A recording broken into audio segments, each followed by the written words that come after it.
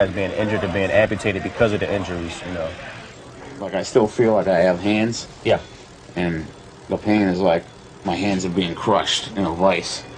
But they do a lot to help it, and they take a lot of the edge off of it, and it makes it a lot more tolerable. And I was injured in late April on patrol in Baghdad. A couple of guys come out and ambushed us.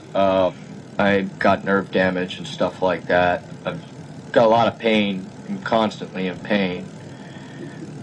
Take a lot of morphine to help with that and stuff.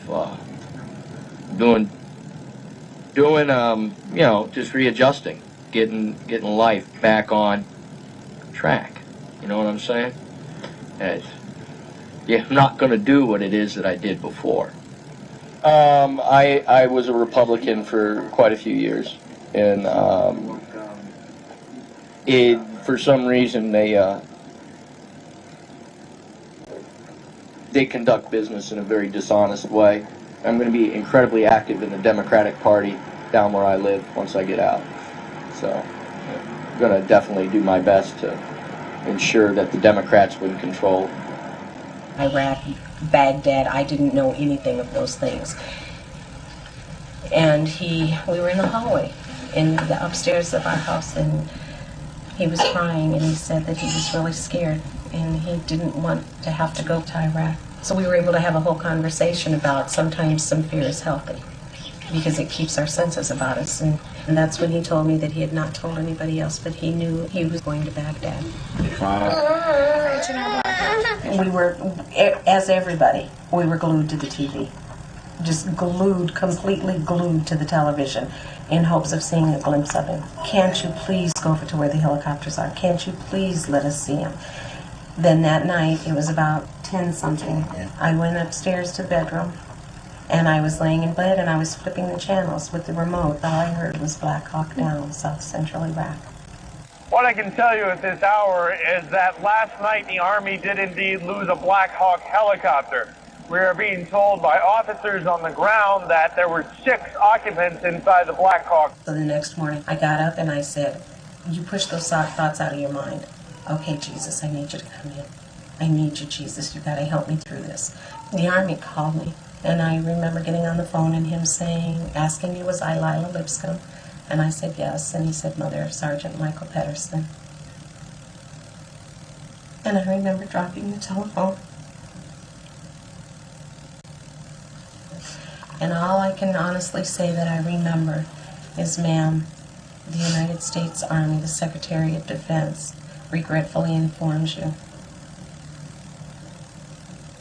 That's all I know. The grief grabbed me so hard that I literally fell on the floor. And I was alone. I didn't have anybody to pick me up. So I literally crawled over to my desk and was hanging on. And I remember screaming, why does it have to be Michael? Why did you have to take my son? Why is it my son that you had to take? He didn't do anything. He wasn't a bad guy. He was a good guy. Why did you have to take my son? I can't imagine what it would be like to lose a son or a daughter or a husband or a wife, for that matter, and it pains me. You had his last letter? Mm-hmm. And it was mailed March 16th, but I didn't get it until probably a week before he was killed. Hello. Hey, Mama. Well, sorry I haven't been able to call. They took the phone 7 days ago. I got the letter and box. That is so cool. Your first grandson came the same day your oldest son did. How is everyone? I'm doing fine. We are just out here in the sand in windstorms, waiting. What in the world is wrong with George? Trying to be like his dad, Bush. He got us out here for nothing whatsoever. I am so furious right now, Mama. I really hope they do not re-elect that fool, honestly. I am in good spirits and I am doing okay. I really miss you guys. Thanks for the Bible and books and candy I really look forward to letters from you guys. Well, I'll tell all the family hello and that I am doing fine. We don't expect anything to happen anytime soon. I cannot wait to get home and get back to my life. Tell Sputnik congrats, and I'll see my first nephew soon. As soon as I get back to the States. Hope you guys are doing okay. And keep sending the mail. It makes getting through the days easier. Well, I am on my way to bed, so I will write you guys soon. I love and miss all of you guys.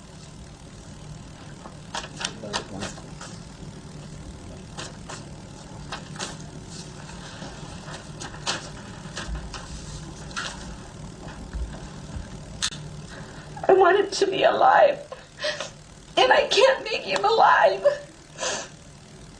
But your flesh just aches. You want your child, it's out of sync. A parent is not supposed to bury their child. I feel sad for my family because we lost our son. But I really feel sorry for the other families that is losing their kids as we speak. And for what? I don't. That's the, I guess, the sickening part. For what? You've heard a lot about Halliburton lately. Criticism is okay. We can take it. Criticism is not failure. Our employees are doing a great job. We're feeding the soldiers. We're rebuilding Iraq. Will things go wrong? Sure they will. It's a war zone. We're serving the troops because of what we know, not who we know. Well, let me tell you about Halliburton, the company I ran. I'm very proud of what I did at Halliburton. The people of Halliburton are very proud of what they've accomplished, and I frankly don't feel any need to apologize for the way I've spent my time over the last 5 years as the CEO and chairman of a major American corporation. Yeah, this is also an attempt to divert attention away from the fact they have no energy policy. And as the Secretary of Energy said, we were caught unawares. In the middle of the war, Microsoft, DHL, and other corporations invited Halliburton to a conference to figure out how much money could be made in Iraq.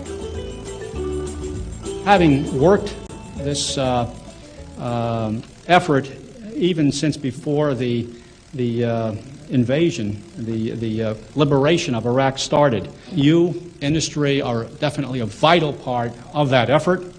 We appreciate your interest in this. We need you. Now, lots of you are small businesses and you're struggling. How do we get a piece of this big action? All of you, the big guys, are going to get it, and the rest of us have subcontracting capability or none at all. USTDA is for you. Once that oil starts flowing and money coming, it's going to be lots of money. It's the second largest reserve of oil in the world. There's no question about how much money is there. I've been getting complaints from Iraqi firms and from American firms that the lack of transparency, the corruption. I think the profits that American companies are making, the main companies, are so overwhelming. I mean, like when you have a line item for $1 million and you subcontract it out for $50,000 or $60,000 or $70,000, that's a huge profit, and it's the American taxpayer that's going to pay for that. And it's going to get better. Start building relationships, because it's going to get much better as the oil flows and their budget increase. And the good news is, whatever it costs, the government will pay you. War is always good for certain companies, I mean, that are in the war, the business of war. We're very proud of the work we're doing, again, in supporting the U.S. government and the U.S. military. And the real heroes of the campaign, the real heroes of the Reconstruction are the men and women of the U.S. Armed Forces. And we're very proud to be any part of that we can in supporting them. Halliburton delivers hot meals, supplies, clean clothing, and communications to our soldiers so they can be a little closer to home. It's a girl! Halliburton, proud to serve our troops. I just read in the paper Halliburton got another contract. Halliburton got another contract, which is not being contested at all. Because nobody knows. Well, it's in the paper, so somebody knows. But that's after it happens. It's after the fact. It's too late. The United States is now a major player in the Iraqi oil business. American troops guard the oil fields as Texas oil workers assess their potential. So it's a safe environment to work in. We don't feel any risk. We feel like we're being well protected here, or we wouldn't be here. It's no secret. I mean, I make anywhere, I don't know, between $2,000 and $3,000 a month. A Halliburton employee out here driving a bus can make all between $8,000 and $10,000 a month. Explain that one to me. For 40 hours a week, driving the same 2.5 mile route. Go figure. Where's the justification in that? There's no other single area of the world today with the opportunity for business, new business, similar to the opportunity that's available today in Iraq. The president went in and did what he did, and we're all supporting him and our troops, and we want to make sure that, you know, the efforts and the lost lives, and it wasn't for no reason.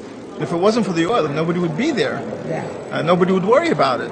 Unfortunately, at least for the near term, we think it's going to be a good situation or a dangerous situation. Good for business, bad for the people. Today on the news, Rumsfeld was saying, and Wolfowitz was saying, oh, the Iraqi people are much, much better off. Isn't it better that we got rid of Saddam and now the Iraqi people can do what they want to do and really be free? Will they ever be free? No, they'll not be free. And where are the weapons of mass destruction? It was we were duped. We were really duped. And these poor people, the young men and women who are being killed there, it's unnecessary. That's the disgrace. That's it. That's no more. Disgrace. They died in a just cause for defending freedom, and they will not have died in vain.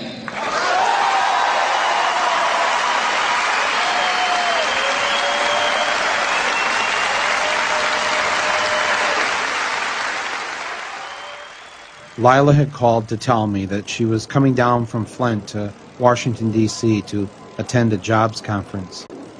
On her break, she said she was going to go and pay a visit to the White House.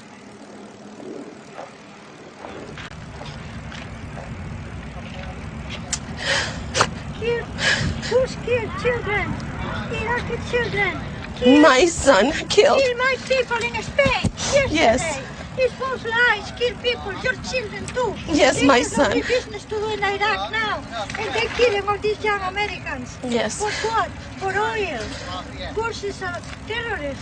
No, he isn't. This is all staged. He's a butcher of This is Iraq. all staged. He's the My butcher son. of Iraq. Where was he You killed? tell me, my son. Where was he It's killed? not a He's the stage. butcher of Where was he Iraq. killed? He was Kill my killed in people in Karbala. Spain by lying. April 2nd is not a stage. My son is They dead. didn't have to go to war. There are a lot of they other didn't people, have to too. attack our people because of food. Blame Al-Qaeda. What'd that woman yell at you? That I'm supposed to blame the Al-Qaeda. The Al-Qaeda didn't make a decision to send my son to Iraq. Ignorance that we deal with everyday people, because they don't know. People think they know, but you don't know. I thought I knew, but I didn't know.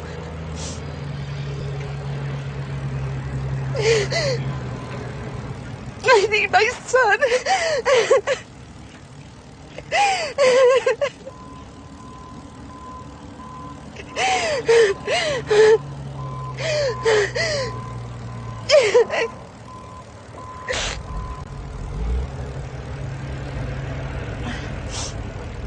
God's tougher than I thought it was gonna be to be here.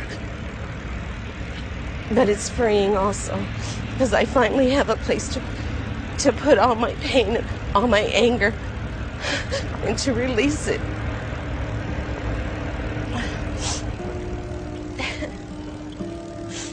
I guess I was tired of seeing people like Lila Lipscomb suffer, especially when, out of the 535 members of Congress, only one had an enlisted son in Iraq.